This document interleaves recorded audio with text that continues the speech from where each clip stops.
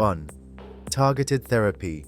Targeted drugs directly affect specific molecules or receptors that contribute to the growth and division of cancer cells by identifying them. Unlike traditional chemotherapy, which affects all fast-growing cells, both healthy and cancerous, these drugs only target cancer cells. This feature reduces side effects such as hair loss, nausea, or decreased immunity.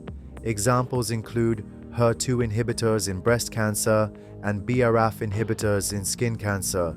This treatment can be adjusted with genetic tests and biomarkers. Its effectiveness in different patients may vary. These drugs are often used orally or by injection. The main purpose of this method is to more accurately and effectively control the tumor with the least damage to healthy tissues.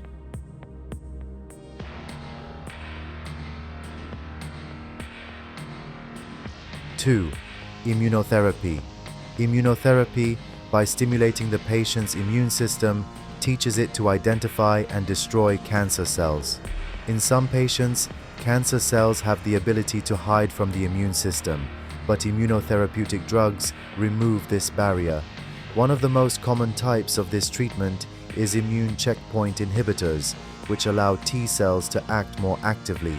Also, a type of treatment called CAR T-cell therapy is used to genetically engineer immune cells to attack cancer. It has had significant success in cancers such as melanoma, lung, and lymphoma. Sometimes a severe immune reaction called a cytokine storm can occur, which requires careful monitoring.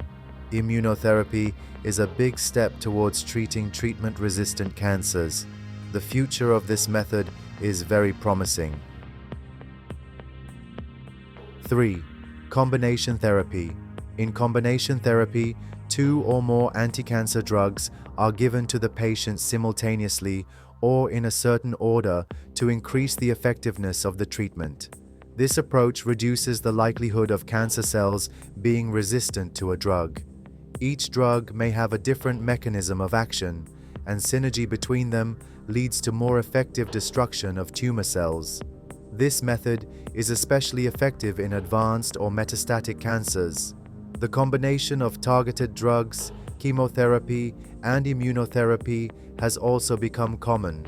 Of course, controlling the side effects of these compounds requires careful planning and monitoring. Combined therapy can be designed simultaneously or sequentially depending on the type of cancer and the patient's condition.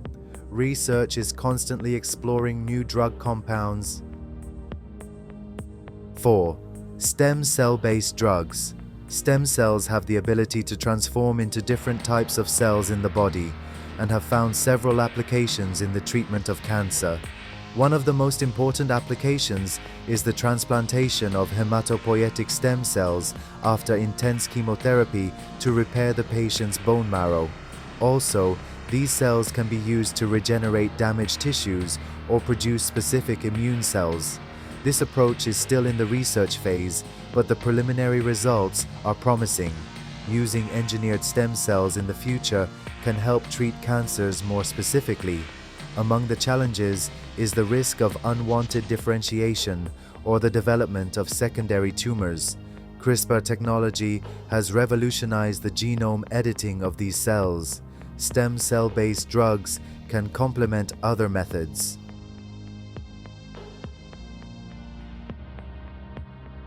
5. RNA-based drugs.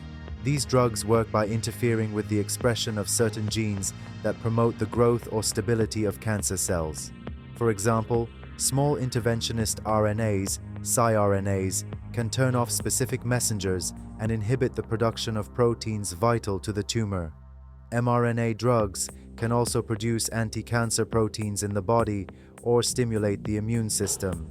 With the advancement of nanoparticles to deliver RNA to cells, the use of this method has increased. This type of treatment is very accurate and has the potential to prevent cancer from returning. Several clinical trials are currently investigating the effectiveness of these drugs.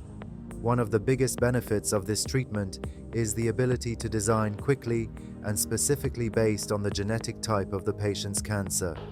This method is forward-looking but requires long-term studies to assess safety and effectiveness.